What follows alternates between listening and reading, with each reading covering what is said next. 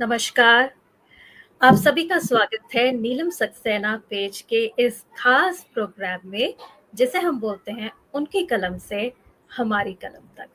और इससे पहले कि मैं आपको इस प्रोग्राम के बारे में और बताऊं, मैं आपको बता देना चाहती हूं कि लिटरेरी वॉरियर्स ग्रुप का एक बहुत ही शानदार साहित्य सम्मेलन हुआ था पिछले साल दिसंबर में। और इस साल हम कर रहे हैं अपने साहित्य सम्मेलन का तीसरा अंक, लेकिन इस साल होगा वो अक्टूबर में। तो अपनी कुर्सी की पेटी बांध लीजिए, और अगर आप इसका हिस्सा बनना चाहते हैं तो हमारे इंस्टाग्राम और फेसबुक पे पोस्टर्स अवेलेबल हैं। आप काव्य पाठ में भाग ले सकते हैं, कहानी में भाग ले सकते हैं। अगर आप ऑथर हैं तो अपनी किताब भी भेज सकते हैं। तो अधिक जानकारी के लिए हमारा इंस्टाग्राम और फेसबुक जरूर देखिए। चलिए, अब लौट आते हैं उनकी कलम से हमारी कलम तक पर। हम यहाँ पर इस कार्यक्रम में उन कलमों की बात करते हैं, उस कलम की बात करते हैं जिनसे हमें प्रेरणा मिली कलम उठाने की। और आज एक बहुत ही शानदार शख्सियत के बारे में हम बात करने वाले हैं। शायद आप जान जाएंगे कैसे। चलिए शुरू करते हैं। अमल धवल गिरी के शिखरों पर बादल को घिरते देखा है, छोटे छोटे मोती जैसे उनके शीतल तुहिन कणों को मान सरोवर के उन स्वर्णिम कमलों पर गिरते देखा है, बादल को घिरते देखा है। क्यों, आपको पता तो चल ही गया होगा मैं किसकी बात कर रही हूँ। पर उससे पहले अब आपको मैं मिलाना चाहूंगी हमारी एक बहुत ही खास मेहमान से, जिनका नाम है रश्मि साबले जी। रश्मि साबले जी प्रोफेशन से इंजीनियर हैं और रंगमंच उनका पहला प्रेम है। नुक्कड़ नाटक उनकी खासियत है। आप उन्हें इंस्टाग्राम पर रश्मि अंडरस्कोर जिंदगी पोइट्री और कर्टन कॉल अंडरस्कोर रंगमंच पर देख सकते हैं। और आपको देखते ही पता चल जाएगा कि रंगमंच से कितना प्रेम करती हैं वो। और आज हमारे साथ रश्मि जी यहाँ हैं जन कवि नागार्जुन जी के बारे में ढेर सारी बातें करने के लिए। मैं अक्सर कहती हूँ कि जब हम किसी भी कवि के बारे में, साहित्यकार के बारे में पढ़ते हैं गूगल पे या कहीं पे, तो एक बहुत ही नपा तुलासा हमें एक व्यक्तित्व मिलता है। लेकिन जब हम किसी फैन को बुलाते हैं, किसी प्रशंसक को बुलाते हैं, तो हमें ऐसी छोटी छोटी दूसरी चीजें भी मिल जाती हैं जो शायद अक्सर गूगल पे नहीं होती या विकिपीडिया पे नहीं मिलती। उसी रूप को हम यहाँ पे इस कार्यक्रम में लाने की कोशिश करते हैं। तो इससे पहले कि मैं रश्मि जी को बुलाऊं और उनके नजरिए से नागार्जुन जी को जानूं और आप सबसे मिलाऊं, जानते हैं थोड़ा सा नागार्जुन जी के बारे में। नागार्जुन जी का जन्म हुआ था, कब हुआ था उन्हें खुद भी नहीं पता था। लेकिन थोड़ा बहुत इधर उधर जो तिथियां थी उन्हें देखकर ऐसा बताया जाता है कि उनका जन्म 1911 की जून में हुआ था। उनका जो शुरुआती जो घर का नाम था उसे ठक्कन मिस्र, उन्हें ठक्कन मिस्र बुलाया करते थे। पर बाद में जो उनका रजिस्टर्ड नाम था, जो उनके विद्यालय में उन्हें बुलाया जाता था, वो था वैद्यनाथ।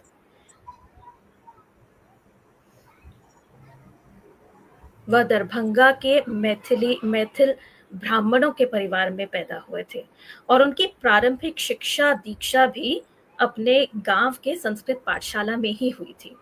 बाद में फिर काशी और कलकत्ता में उन्होंने संस्कृत का अध्ययन तो किया ही साथ अवधी, ब्रज, खड़ी बोली आदि का भी अध्ययन किया। तो ये एक बहुत ही खूबसूरत बात है जो आपको पता चलेगी। हमारे जितने भी पुराने दिग्गज लेखक हैं, कवि हैं, अक्सर वो पढ़ाई के लिए कलकत्ता जाया करते थे। और इनमें से खासकर अधिकतर जितने भी लोग हैं, उन्हें बांग्ला का, संस्कृत का ज्ञान बहुत अच्छे से था।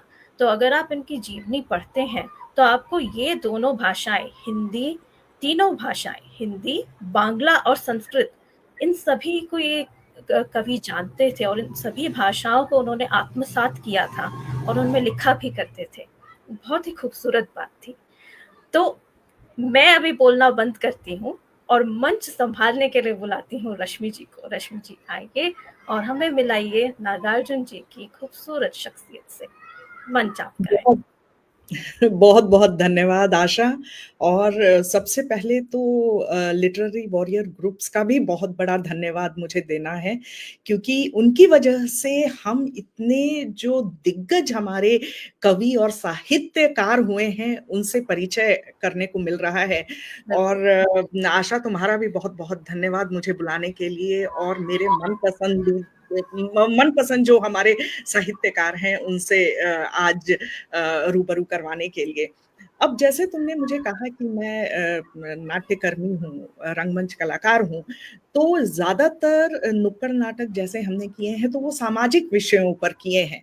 तो इसलिए जो नागार्जुन जी हैं, उनका जो परिचय है, वो सच कहूं तो उससे पहले उनके काम का परिचय हुआ हमारे नुक्कड़ नाटक में, क्योंकि हम भी सामाजिक विषयों पर ही ज्यादातर नुक्कड़ नाटक करते आए हैं। तो आज जो आपने परिचय दिया नागार्जुन जी का, वो मुझे बहुत ही मार्गदर्शक है वो मेरे लिए, क्योंकि जब मैं इनके साहित्य के बारे में पढ़ती हूँ और इनकी साहित्यिक यात्रा के बारे में पढ़ती हूँ तो मैं बिल्कुल बहुत ज्यादा भाव विभोर हो जाती हूँ कि नागार्जुन जी की जो साहित्यिक यात्रा है, उनकी प्रगतिशील विचारधारा, जन साधना और समाज के प्रति समर्पण से युक्त है। और वे हिंदी और मैथिली के एक प्रसिद्ध लेखक और कवि तो थे ही, जैसा तुमने बताया, जिन्होंने कई भाषाओं में लिखा और अनुवाद भी किया। नागार्जुन ने जो अपने लेखन में समाज में जो व्याप्त असमानता है और शोषण के खिलाफ आवाज उठाई, तो इसलिए इनका जो साहित्य है, जो इनकी कविताएं हैं, वो हमारे नाटकों में बरबस चली आती हैं। मतलब हम अगर कहीं देखते हैं कि कुछ किसी आवाज, किसी शोषण के खिलाफ अगर आवाज उठानी है, तो हम अगर देखते हैं तो नागार्जुन जी की जो कविताएं हैं उनकी तरफ देखते हैं। और इनकी जो साहित्य की यात्रा तो वैसे कविताओं से शुरू हुई थी, लेकिन इन्होंने समाज के प्रति अपनी गहरी संवेदना और प्रगतिशील विचारधारा को भी व्यक्त किया। उन्होंने मैथिली भाषा में भी महत्वपूर्ण योगदान दिया है और मैथिली साहित्य में वो यात्री के उपनाम से प्रसिद्ध हुए हैं। नागार्जुन वो हिंदी साहित्य में प्रचलित हैं, तो वैसे ही। और जैसा कि इनकी लेखन में हमें दिखता है, जैसे इन्होंने हिंदी, मैथिली, संस्कृत और बांग्ला सहित कई भाषाओं में लेखन किया है। तो सामाजिक और राजनीतिक जो सक्रियता है, ये भी इनकी कविताओं में दिखता है, क्योंकि उस समय जब ये थे, तब जो भी राजनीति में चहल पहल हो रही थी, उसके भी खिलाफ ये लगातार आवाज उठाते रहे हैं और कई सामाजिक और राजनीतिक आंदोलनों में भी सक्रिय भूमिका इन्होंने निभाई है। और इसके लिए इनको पुरस्कृत भी किया गया है। एक बहुत ही मार्मिक इनकी कविता है, उसमें से 4 लाइनें मैं पढ़ना चाहूंगी, तुम्हारी इजाजत हो तो। क्योंकि वो हमने एक, जब बेटी पर हमने एक नाटिका की थी, तो उसमें हमने इनकी ये कविता ली थी कि वो कुछ इस तरीके से है कि कैसा असहाय कितना जर्जर, कैसा असहाय कितना जर्जर, यह मध्यम वर्ग का निचला स्तर। मैंने झांका तो ये देखा मैंने झांका तो ये देखा, बाहर सफेद अंदर धुंधला, क्या कर सकता वह बाप भला, बहरी गूंगी उस बच्ची की शिक्षा दीक्षा का इंतजाम। मतलब इसमें इतनी सरलता से, एकदम सरल भाषा के ये अनुयायी थे और ये वकालत उसी की करते थे कि सरल भाषा रहे बिल्कुल। कविताओं। और इसमें उन्होंने एक बेटी की वही दशा दिखाई है कि जिसका जो पिता है वो गरीब है, और बढ़ती महंगाई के साथ जो शिक्षा का जो मोल है वो भी बढ़ रहा है, स्कूल की फीस ज्यादा हो रही है, जिसके कारण एक गरीब बाप अपनी बेटी को नहीं भेज पा रहा है। तो ऐसी जो मार्मिक चीजें हैं, ये इनकी कविताओं में बड़ी सरलता से दिखती हैं और हमारे दिल तक पहुंचती हैं। बिल्कुल सही, बिल्कुल सही। और इस कविता में उन्होंने अपनी बेटी को गूंगी भी कहा है, जो एक हाँ। प्रकार से रूपक है, क्योंकि हम्म। उस ज़माने में अभी भी हुँ, कई ऐसे परिवार हैं जहाँ पे बेटियों को आवाज़ उठाना, अपने पक्ष को सामने रखने की आज़ादी नहीं होती।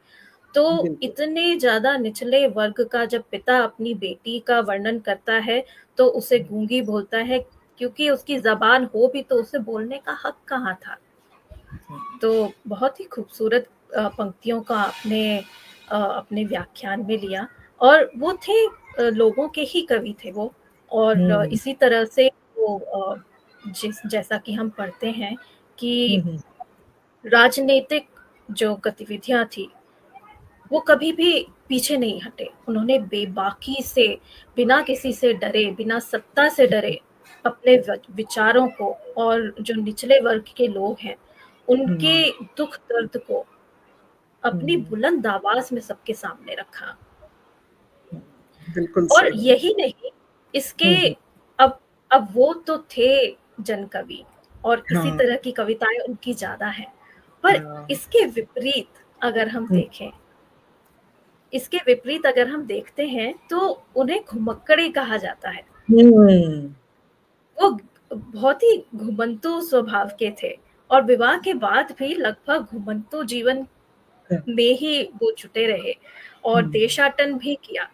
और हुँ, लंका में ऐसा कहा जाता है कि वो जो निम्न वर्ग के लोग हैं, उनके हुँ, हुँ, दुखों को देख कर इतने ऊब हुँ, चुके थे कि बौद्ध धर्म को अपनाने का मन बना लिया था। हुँ, और करना। इसीलिए वो हुँ, बौद्ध हो गए थे, और हुँ, उसी समय उनका नाम बदल कर उन्होंने नागार्जुन रख लिया था। तो ये एक बिल्कुल। छोटी-सी कविता थी, और इसी घुमक्कड़ी स्वभाव के साथ-साथ आता है उनका बहुत ही रोमानी स्वभाव। जब वो हिमालय में गए थे, हिमालय घूमने, तब हुँ, उन्होंने हुँ, ये कविता लिखी थी। इतनी खूबसूरत, बादल को घिरते देखा है। इससे पहले कि मैं हुँ, मंच वापस आपको दूँ, उसकी हुँ, कुछ लाइनें पढ़ देती हूँ। बिल्कुल, स्वागत है।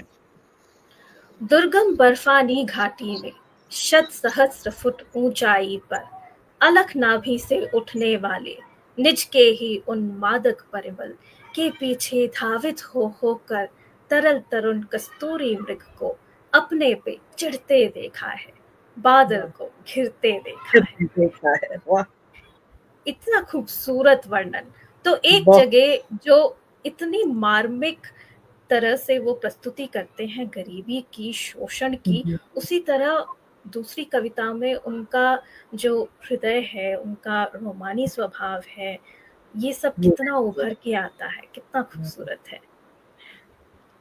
तो चलिए रश्मि जी, अब हम आपसे सुनना चाहेंगे, और क्या बताएंगी आप हमें नागार्जुन जी के बारे में?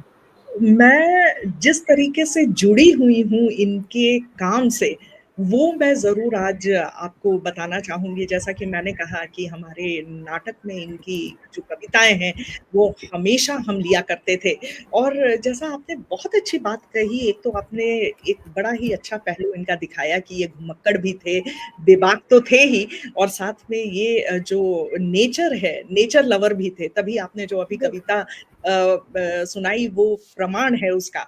लेकिन मैं ज़्यादातर इनको जानती हूँ जनसाधारण का कवि, जैसे जन कवि, क्योंकि उन्होंने अपने लेखन में जनसाधारण के जीवन और संघर्ष को दर्शाया। मैं वापस उसी तरफ आ रही हूँ क्योंकि इन्होंने जैसे हर भाषा में लिखा और जब हिंदी की बात आती थी और जब जिस इलाके से ये आ रहे हैं, वहाँ पर जब इन्होंने देखा शोषण, तो उसे कैसे इन्होंने अपनी कविताओं में ढाला, वो काबिल-ए-तारीफ़ है। अब जैसे जहाँ पे ये थे, वहाँ जब अकाल पड़ा, तो अकाल और उसके बाद जो उनकी कविता है उसमें उन्होंने बड़े ही कहते हैं ना फिर से कहना चाहूँगी कि मार्मिक शब्दों से उस कविता को उन्होंने ओत-प्रोत कर दिया है और वो कुछ उसकी लाइनें कुछ इस तरीके से हैं कि और एक और चीज़ बताऊँ कि नागार्जुन जी जो हैं ना, वो एक अथाह समुद्र की तरह हैं और आज मैं कितना भी चाहूँ तो सिर्फ़ 1-2 मोती ही आपको पेश कर पाऊँगी, शायद आपको पार्ट 2 लेकर आना पड़ेगा इनका, क्योंकि इतना विशाल इनका साहित्य है, इनका सोच है कि अब जैसे मैं बात कर रही थी अकाल और उसके बाद, उस पर उन्होंने बड़ा अच्छा लिखा है कि कई दिनों तक चूल्हा रोया। कई दिनों तक चूल्हा रोया, चक्की रही उदास, कई दिनों तक कानी कुतिया सोई उसके पास, कई दिनों तक लगी भीत पर छिपकलियों की गश्त, कई दिनों तक चूहों की भी हालत रही शिकस्त। दाने आए घर के अंदर कई दिनों के बाद, दाने आए घर के अंदर कई दिनों के बाद, धुआं उठा आंगन से ऊपर कई दिनों के बाद, चमक उठी घर भर की आंखें कई दिनों के बाद, कौवे ने खुजलाई पंखें कई दिनों के बाद। आशा, मैं यहाँ पर एक चीज़ ज़रूर बताना चाहूँगी कि हम शहर में रहते हैं। हमने कई जगह देखा है पार्टीज़ होती हैं, किटी पार्टीज़ होती हैं, होटल्स हैं, जहाँ पर खाना बर्बाद कर दिया जाता है। जब ये कविता पढ़ते हैं तब एक-एक जो अन्न का दाना है उसकी कीमत समझ में आती है। तो इसी बात पे मैं एक छोटा-सा तुम्हें उदाहरण देना चाहूँगी। पुणे में एक होटल है, जहाँ पर बफ़े लगता है, तो वहाँ पर बफ़े जहाँ खाना लगा है टेबल पर, वहीं पर लिखा हुआ है कि अगर आपने खाना प्लेट में छोड़ा तो आपको दुगना पैसा देना पड़ेगा उस खाने का। तो कहीं न कहीं मुझे लगता है इनकी कविताएँ काम कर रही हैं, सुन रहे बिल्कुल हैं लोग। सही। ये बहुत अच्छी बात है, क्योंकि मैं भी कई बार यही कहती हूँ कि हम किस तरह से जो सामाजिक कार्य होते हैं, जो लोग इतनी आवाज़ उठाते हैं, कई लोग उनके ऊपर उँगली उठा देते हैं कि क्यों हुँ, इतनी आवाज़ करनी है। पर हुँ, सच्चाई ये है कि बड़े-बड़े शहरों में रहकर जो हाँ, छोटी-छोटी गाँव की गलियों में दुःख-दर्द है, वो हम नहीं देख पाते। और बिल्कुल जो देख सही। पाते हैं, वही आवाज़ उठाते हैं। और बहुत। नागार्जुन जी को जनकवि इसीलिए कहा जाता था क्योंकि वो हुँ, उन्हीं के बीच में रहते थे। उन्होंने हाँ। सामंतवादी जो समाज था, उसके द्वारा शोषित होते हुए लोगों को देखा था। वो खुद ब्राह्मण हुँ, समाज के थे, लेकिन वो बहुत ही गरीब परिवार में पैदा हुए थे। तो हाँ। ब्राह्मण समाज में होने के बावजूद उन्होंने हुँ, उस दुःख को, दर्द को, खाने की कमी को, भूख हुँ, को सहा भी है और देखा भी है, और देखा भी उन्होंने उसे आवाज़ भी दी है। तो बिल्कुल जो सही। इस बात को समझते हैं और हुँ, उसे ठीक करने के लिए आवाज़ उठाते हैं, वो बिल्कुल बहुत ही सही। प्रशंसनीय बात है।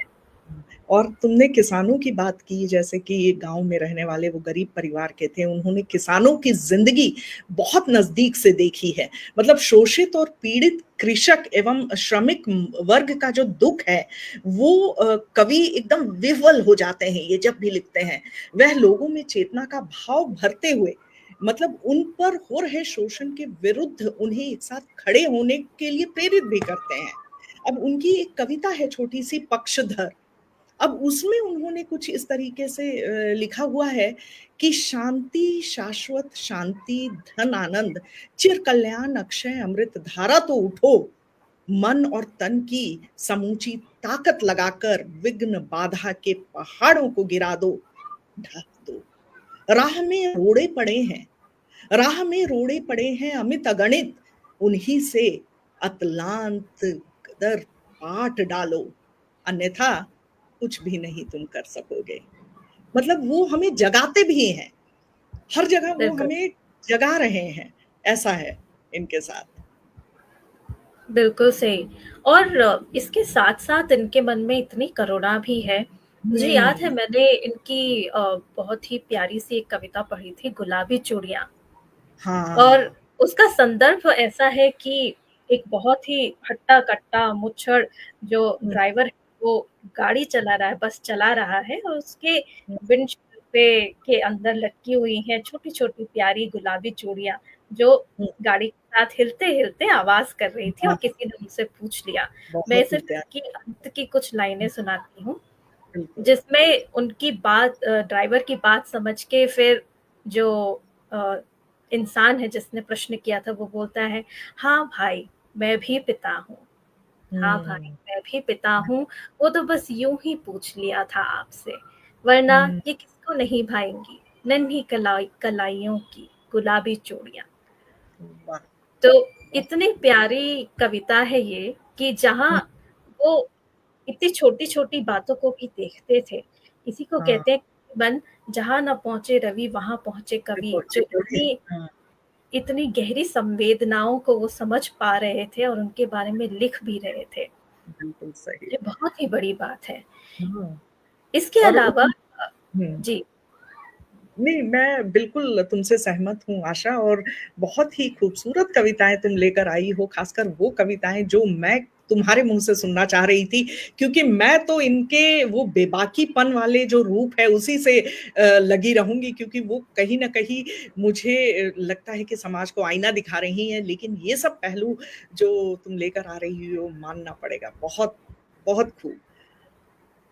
वो तो है ही, क्योंकि कहते हैं ना कि प्रेम के लिए भी क्या कहते हैं, मन में इच्छा, एक जो किसे कहते हैं, हमारी हुँ। बॉलीवुड की मूवीज में भी होता है हुँ, हुँ, हुँ, हुँ। कि जिसमें दम होता है वही प्रेम कर सकता है। प्रेम करने के लिए भी उतना ही दम हिम्मत चाहिए, जितना इतनी ही हिम्मत हुँ, चाहिए जितना आवाज उठाने के लिए। तो बिल्कुल सही।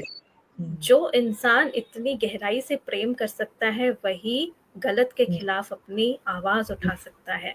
तो मेरा तो मानना यही है कि वही सच्चा इंसान है जो इतनी गूढ़ता से, इतनी गहराई से प्रेम कर सके कि जहाँ दिलचस्प। उसे गलत दिखे वहाँ वो आवाज उठा सके, क्योंकि और कोई भी भाव उसके ऊपर चढ़ नहीं हुँ, पाएगा। वही भाव होगा जो आगे रहेगा। इससे मुझे याद आता है, मैंने कहीं पढ़ा था कि वो इतने बेबाक थे कि हुँ, उन्होंने तो आज़ादी के पहले का भी भारत देखा था और आज़ादी के बाद का भी। और हुँ। जब इमरजेंसी लगी थी, तो उन्होंने बिना किसी से डरे हाँ, इंदिरा गांधी जी के बिल्कुल खिलाफ आवाज सही। उठाई थी। आवाज़ उठाई और थी, उसके लिए वही। बहुत कुछ सुना भी था, जेल भी हुँ, गए थे, वही। लेकिन हुँ, उन्होंने अपने आप को नहीं बदला, क्योंकि वो हाँ, ज़रूरी वही। था।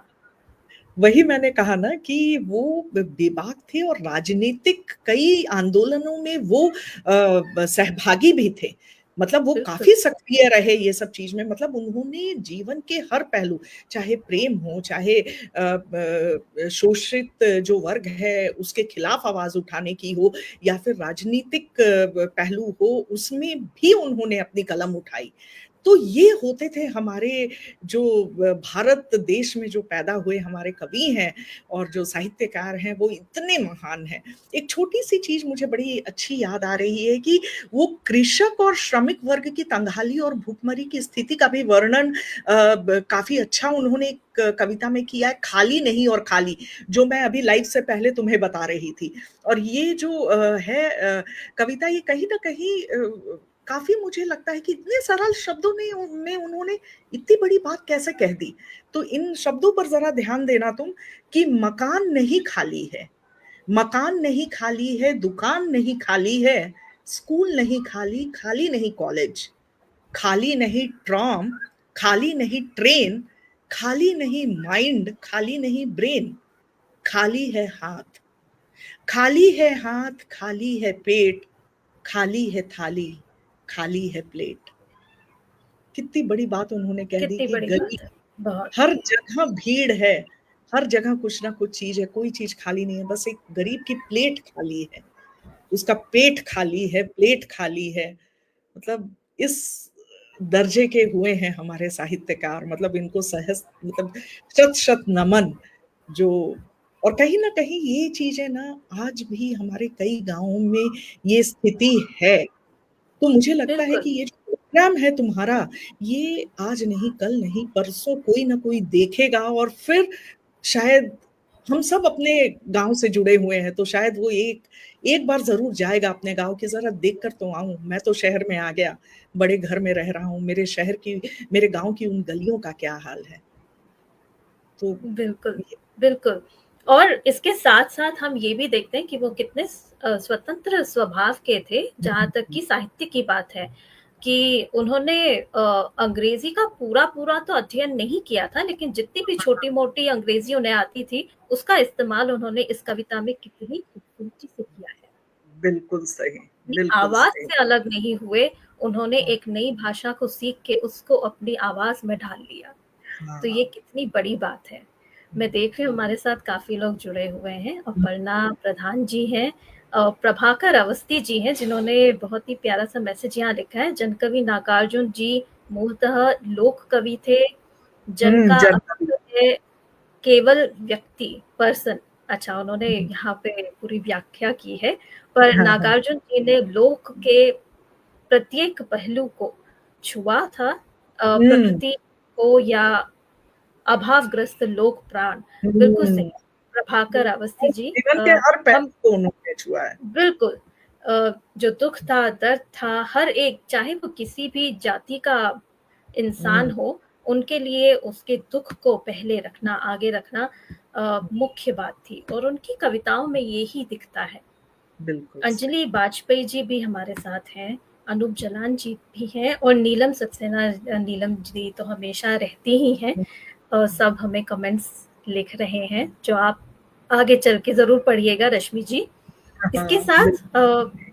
हम थोड़ा-सा आगे चलते हैं, और हुँ, हुँ, अभी मैं बात कर रही थी कि उन्होंने कितनी खूबसूरती से वर्णन किया था हिमालय का। हाँ। लेकिन यहाँ भी मुझे लगता है कि एक जो इसका पैराग्राफ है, इसमें छोटा-सा कटाक्ष भी है।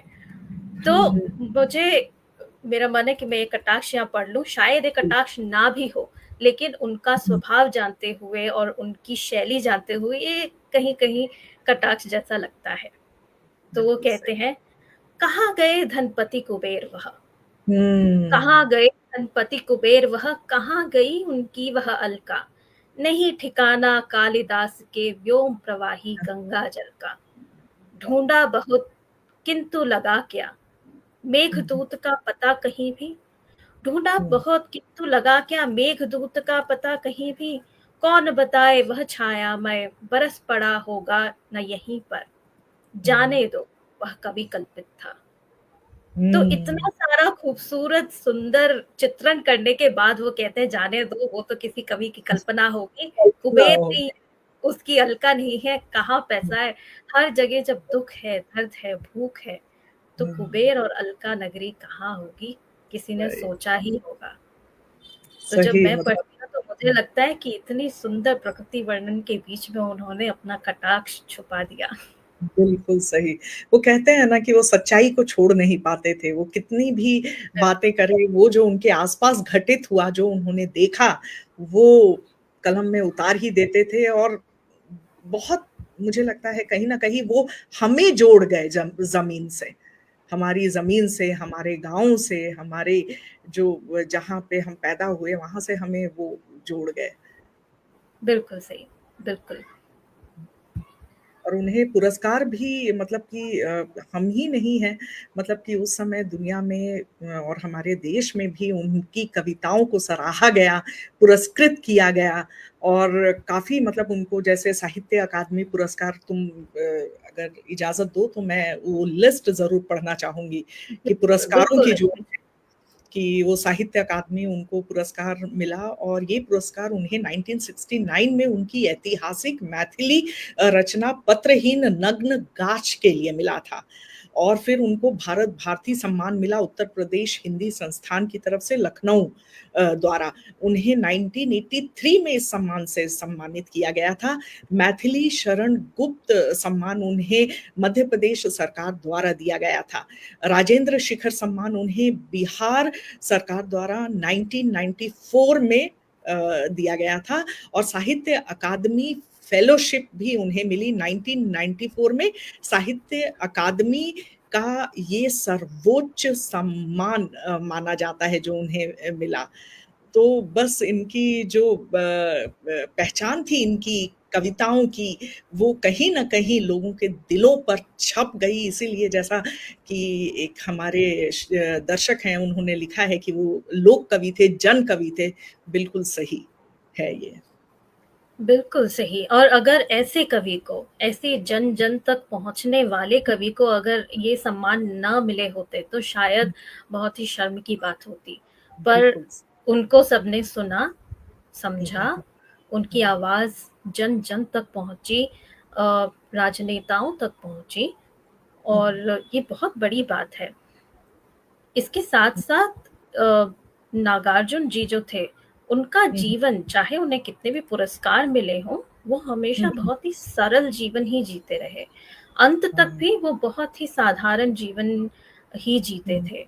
हुँ, और इन सब के बाद इतने इतने सुंदर और इतने गहरे साहित्यिक जीवन के बाद, सब करने के बाद, अपनी आवाज़ बुलंद करने के बाद, 5 नवंबर 1998 को ये साहित्य के इतने बड़े साहित्यकार, कवि, लेखक, जन कवि हमारे बीच से चले गए। मुझे एक बहुत ही छोटी-सी एक ऐसे ही बात करते-करते मेरी जो मेंटर रही हैं, संतोष श्रीवास्तव जी, वो मध्य प्रदेश की हैं। उन्होंने मुझे एक बार बात करते-करते बताया था कि वो उनसे मिली थी, तो उन्हें प्यार से बाबा नागार्जुन कहा जाता था। हाँ, बाबा, हाँ, बिल्कुल सही। बाबा नागार्जुन कहा जाता था, तो वो हुँ, बोलती हैं कि वो इतने प्यारे थे कि वो बहुत बूढ़े हो चुके थे जब वो उनसे हुँ, मिली थी। तो बोलते हैं, "अरे, हुँ, अरे बेटा आओ, चलो मैं तुम्हें चाय पिलाता हूँ, नाश्ता कराता हूँ।" तो हुँ, उनके मन में वो प्यार, भावना और मेहमान नवाज़ी का जो भाव है, वो भी बहुत ज़्यादा था। तो हम हाँ, तो ख़ैर यहाँ बैठे हैं, हमने उन्हें नहीं देखा, लेकिन हुँ, उनके अपने मेंटर संतोष जी के मुँह से उनकी कहानी सुन के मुझे बहुत अच्छा लगा था कि ऐसे कवि बिल्कुल जिनकी कविता मुझे पढ़ के मैं इतनी मुग्ध हो गई थी, ये हाँ, उनसे वही मिल चुकी हैं, उनसे बात कर चुकी हैं, मेरे लिए बहुत बड़ी बात थी। और ये भी देखिए कि इतनी उम्र में भी जैसा आपने कहा कि वो मेहमान नवाज़ी उन्होंने नहीं छोड़ी। उस समय भी बिल्कुल, कितना प्यार से उन्होंने कहा आइए बैठिए। बहुत बड़ी बात है और काफ़ी लकी हैं आपकी वो मेंटोर कि उनको दर्शन हुए। तो वाक़ई वो काफ़ी बिल्कुल। लकी हैं। हाँ, हम तो अब ये नाम सिर्फ़ नाम ही हैं, हम उनकी कविताएँ पढ़ सकते हैं, साहित्य पढ़ सकते हैं, उनसे जितना ज्ञान हो सके उतना ले सकते हैं और जाकर भी ये हुँ, सब दिग्गज हमारे साथ हैं और हमेशा हाँ, रहेंगे। हाँ, और कलम इसी की के तरह साथ मुझे लगता है बोलने के लिए तो बहुत कुछ है, बहुत बहुत कुछ और शायद हम दोबारा उनके बारे में बात करें, पर आज के लिए, अब के लिए हम नागार्जुन जी को शांत हुँ, रहने देते हैं और हम हुँ, आपसे विदा लेते हैं। इससे हुँ। पहले रश्मि जी आपका बहुत-बहुत धन्यवाद कि आप आई आपका धन्यवाद और कि नागार्जुन जी के बारे में इतनी सारी बातें मुझसे की हुँ, और जो हमसे जुड़े हुए हैं अभी भी, दिलीप हुँ, निखरा जी जुड़े हैं, के. कुमार प्रसन्ना जी जुड़े हैं और बाकी जो दर्शक पहले से ही हमारे साथ जुड़े हुए हैं, आप सबका बहुत-बहुत धन्यवाद हमारे साथ जुड़े रहने के लिए। सो फिर मिलेंगे जल्दी ही एक और ऐसी ही शख्सियत के साथ। तब तक के लिए नमस्कार। नमस्कार।